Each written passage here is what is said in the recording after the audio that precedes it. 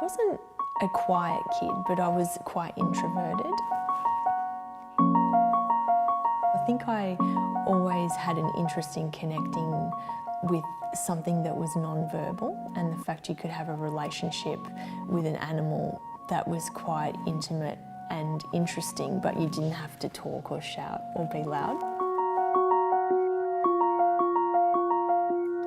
As a kid, I sort of was obsessed with books that my great aunt and uncle had picked up on their travels, and one was of Egyptian art, and it had those tipped in plates that you could lift up, and just the smell of the pages and the images, and the god Anubis particularly entranced me, and that idea that when a body was mummified, that the person overseeing the funerary rites would dress up in a costume of Anubis and sort of see off the dead and all that kind of thing.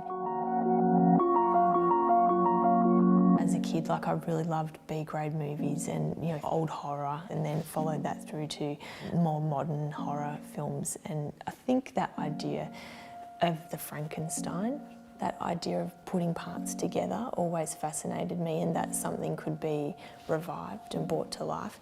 And in a way that sort of feeds into my work, that idea of creating a character that perhaps couldn't exist or wouldn't exist, but within my work I can make it real and create any sort of world I like. And I find that a great thing about being an artist is there's no limitations on how you can represent the world, and that's sort of what I like investigating in my work.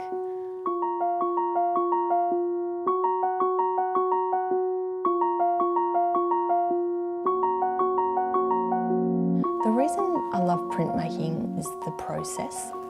I always at university admired expressionistic painters and thought that idea of really releasing creative energy was really exciting, but I very soon came to realise that was not me, and to make your artwork you had to follow your natural inclinations.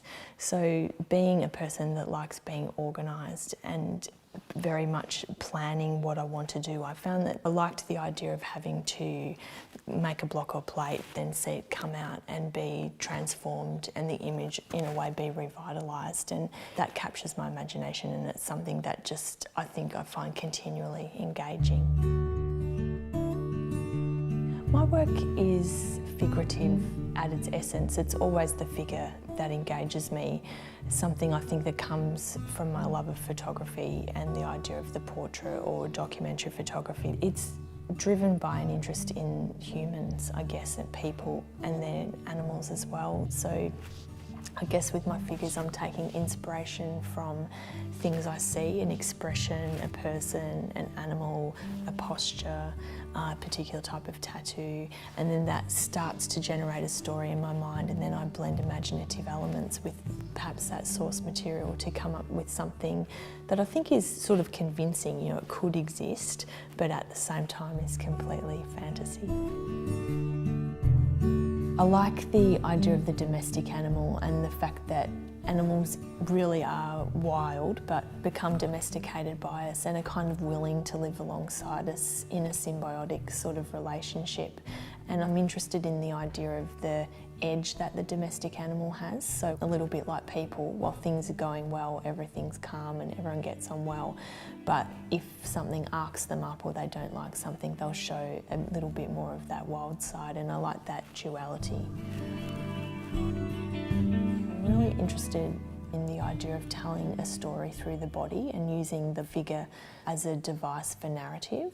I like the idea of the tattoo because it can tell a story or give information about affiliations or proclivities or where someone's come from or what they're associated with, what they like, the animal tattoo as a totem or a talisman, those kind of things. And I think it's interesting to think about the skin as a vehicle for telling a story, because it's also something that we can conceal or reveal depending on the situation. And I like that idea of the dual nature of that we can share or not share information about ourselves through our skin, through our appearance, through our posture, those kind of things. Often I will have a human model that I will then transform into an animal type creature, or vice versa, and take an animal and give it a sort of human alter ego. It is very much for me about ideas of transformation and also escapism, you know, the fact that we're sort of stuck in the skin we're in, but we can use that and transform it to become something slightly different. I think I'm pretty lucky that I'm never short of ideas. I almost have too many, so I sort of have to edit down what's the most important thing to pursue in a way. But I think at the crux of what I'm interested in, it's always a character, coming up, I guess, with an idea about what sort of character I want to make an image of, and then in my own head creating a little backstory for that, and then conveying a sense of that through the finished picture, but also a lot of it will sort of be hidden and secret to me, which I kind of like about my ideas. The way I generate my ideas is a little bit like making a collage, that the sources are really eclectic, so it might be something I hear, something I see, something I jot down, an image I collect, a postcard, a photograph I take, something I've read in a book that inspires me, and sort of amalgamating all that together in a way to come up with a succinct final image.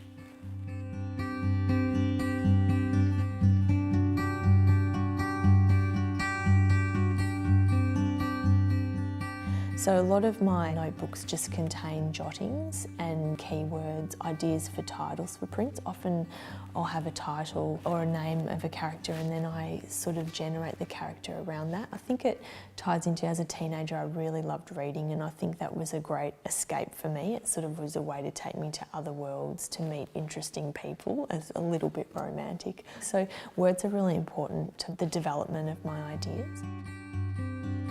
It might be that I have a particular animal in mind, and I think, is that character an introvert or extrovert?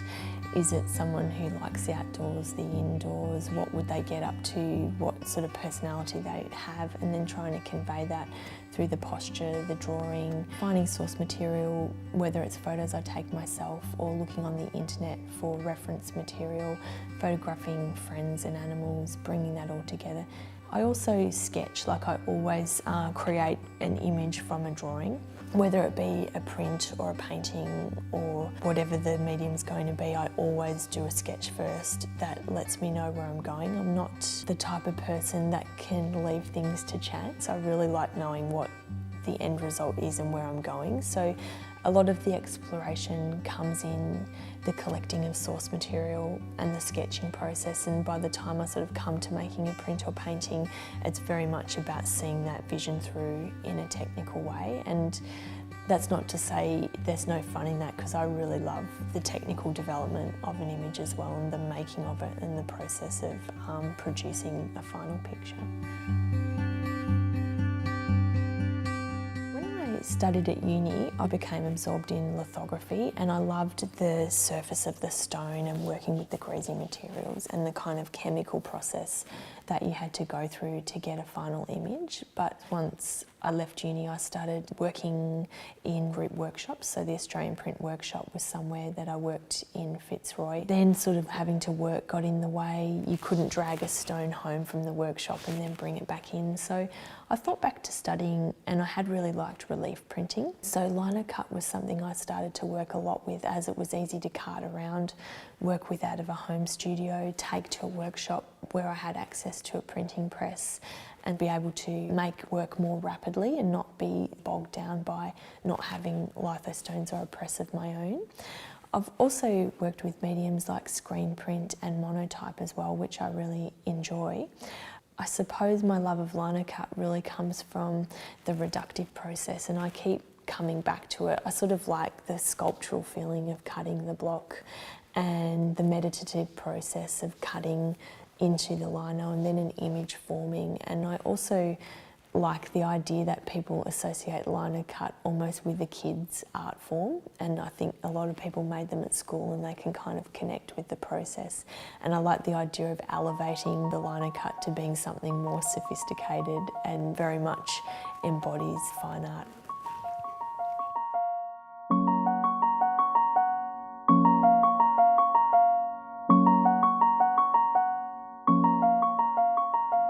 I think Printmakers by nature are quite generous, like they're quite interested in sharing technique, seeing what other people are doing, not necessarily collaborating, but in a sense being in a communal environment, giving tips about, okay, what ink have I been using, what paper works for this process, etc. I think that helped me extend into teaching as well, so I taught at TAFE for 12 years. And that was sort of drawing, printmaking, painting, that sort of thing. I think it's really interesting when you do have a technical skill to be able to talk about that and share it with other people and help people realise their own ideas as well.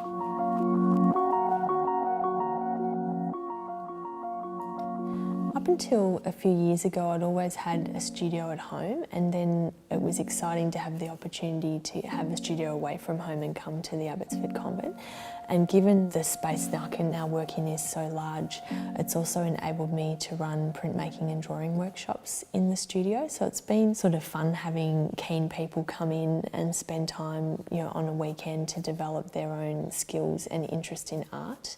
Offering those workshops is a really nice way to correlate what I do to make a bit of bread and butter money and add that onto my practice. And it's really great at the end of a workshop day to see people really excited about what they've managed to make in such a limited time, and sort of go home having had a little creative outburst and meet other people that are like-minded and share a day with sort of some comrades in art.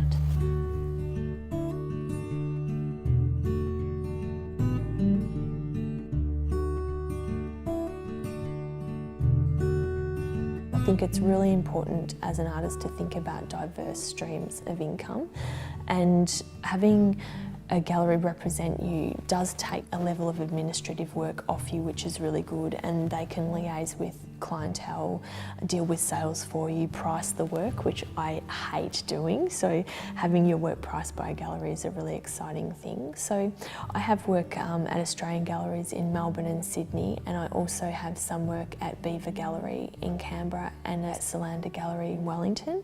And I've found exhibiting there just opens up new doors in regards to audience and an appreciation for your work, which really I think is what an artist wants. I don't make work to hide it under the bed. I really want it out there. I find that having a few galleries on the go and having relationships with those galleries is a really exciting part of my practice. All the galleries that show my work, I really like the people that run them, and I have full faith that they'll represent my work to the best that they can. I've been showing at Australian galleries in Melbourne and Sydney for a few years now. They've been my representative gallery, and I just had a show recently at the Derby Street Gallery.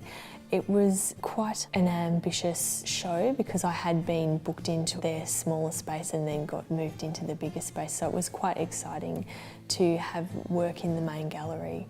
And it was really nice to be able to bring together my paintings, prints and drawings, and it was nice for all the work to be received equally well. I was really excited that I sold pieces in all mediums, which was a really nice validation of where I'm going with my process and what I want to do with my practice, which I guess is having a broad approach to how I work in regards to letting the idea tell me what medium it wants to be represented in best. I think there is a big challenge in stepping out of your personal space into a public space, and I think to be an exhibiting artist you have to have a really thick skin, and not everyone does, and I think that's often why people might retreat a little bit from exhibiting or not wanting to show their work or share it too much with people. Being an artist, you're not necessarily a hugely social animal, and then when you're at an exhibition and people are giving you feedback, often you just take it on the chin. But I know a lot of artists are very sensitive to it, and I think I have an ability to detach from people's thoughts about my work, even positive or negative, because I think it's really important to put your work out there and then allow an audience to have their own response to it, and not be too, this is what you've got to think, this is what it's about, this is what it means. And I think confidence in your work comes with time, and having a faith in your vision and a strong vision that no one can take you away from is really important. And even when you doubt it, to not let other people know that you doubt it, to just stick to your guns, go down the road you want to go down. And then when you present that work publicly, you've got full faith in it and you know you're happy with it. And then leave everyone else to their own devices in regards to what they think and let them have their opinions.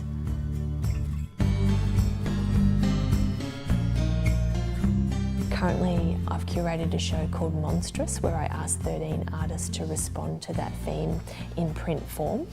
And we all work to a standard paper size, but basically you could make whatever kind of image you wanted. So whether it be digital, lino cut, lithograph, whatever medium they wanted to work in, they could.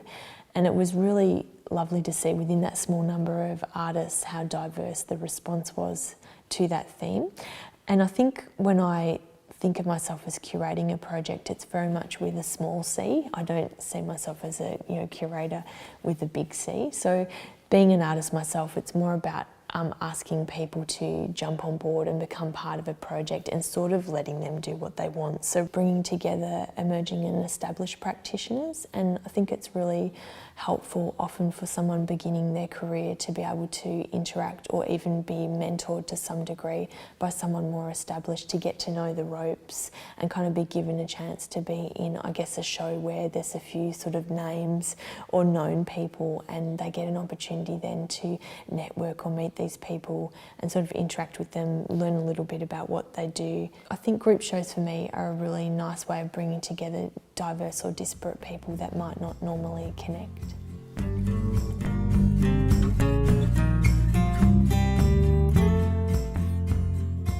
One of the challenges of being an artist and wanting to spend most of your time making your work, which is the fun part, the challenge is to recognise the business aspect of being an artist. One of my aspirations obviously was to make a living as an artist, which is what I finally do now after many years of having other jobs. But I think one of the things that enable me to become a full-time artist is realising that you have to promote your work and you have to find new audiences for your work. So part of that is online presence and marketing yourself in that way. So I think a key thing is having a website. A lot of artists sort of go, oh, website, I can't be bothered, or originally people thought that was a bit tacky or that kind of thing. But the way that I went about having a website was looking at it almost as an archive of my work for myself as well. And then from that, you develop sharing news with people. You can have a contact page where people can join a mailing list so that you're growing an audience and that kind of thing. And I think it's also a good way to be contactable, because part of my practice is doing commissions for people, and they'll often have a pet that they want a sort of human animal alter ego made of. So I think being accessible in that way is not a bad thing for developing your ability to make a living from your work. And then in conjunction with that, once I had a website up and running, I started to think about other possibilities of having an online presence. So that began in the form of a blog, which I think is a way to connect with a certain part of your audience, and also to be able to share works in progress, shots of your studio. People really love the magic of the studio and they sort of can't get enough of it. So if you're willing to share your working process and images of you working and your day-to-day activities, people actually really respond well to that, and they sort of love getting an insight into your practice in that way. Another facet is, I always say I do Facebook, because I do see it as kind of a job in a sense. So I have an artist page on Facebook that I actively use and update every day. The challenge of that is not always it being about you. So for me, using Facebook is a way to connect with a different audience and develop, I guess, a fan base in a certain way. So with my work being about animals, I share little cute animal pictures, artist quotes, images of other artists' work that I like. like, links to interesting art-based articles I read, images of my own work. I run little giveaways where I might give away some of badges that I make and that kind of thing. So I think with Facebook it's about creating a buzz and getting people interested then to coming to your events, so you can advertise an exhibition and sort of let them know that you've got an event on that they'll sort of have fun at. I think it's important to have a big ambition, and perhaps your technical ability doesn't quite meet that challenge, and that's, I think, the way that you push yourself further, is to have a really ambitious idea and just do the best you can to get there. I think often you surprise yourself that you have pulled off something that wasn't exactly what you thought it would be, but comes close, which is always a nice feeling when you sort of think, oh, how did I do that? I'm really pleased I pulled that off.